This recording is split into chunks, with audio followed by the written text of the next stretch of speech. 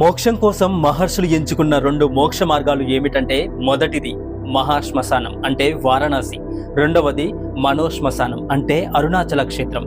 వారణాసిలో మరణిస్తే శివ సాయుధ్యం లభిస్తుందని అంటుంటారు. అయితే అరుణాచలేశ్వరుని దర్శించుకుంటే చాలు మోక్షం సిద్ధిస్తుందని అంటుంటారు. అందుకే వేల కోట్ల ఆస్తులు వదిలేసి ఈ క్షేత్రాల్లో శేష జీవితాన్ని గడుపుతున్న వారు ఎందరో ఉన్నారు.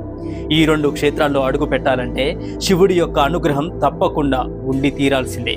పరమేశ్వరుని అనుమతి లేనిదే ప్రవేశం దొరకని క్షేత్రమైన అరుణాచలం వెళితే అక్కడ అడుగు పెట్టినప్పటి నుంచి మౌనంగా ఉండాలి. శివనామ స్మరణ చేస్తూ గిరి ప్రదక్షిణ చేయాలి. ఫోన్లు మాట్లాడాలి అనే ఆలోచన కూడా చేయకూడదు. మనసు పూర్తిగా శివుడిపై లగ్నం చేయాలి. దంపతులు కలిసి వెళితే మనసులో మరో ఆలోచన రానివ్వకూడదు. అక్కడ మీరంతా కేవలం భక్తులు మాత్రమే. మీ శక్తి మేరకు దాన ధర్మాలు చేయాలి. ఎవరిని దూషించవద్దు. ఎందుకంటే అక్కడ శివపార్వతులు సిద్ధులు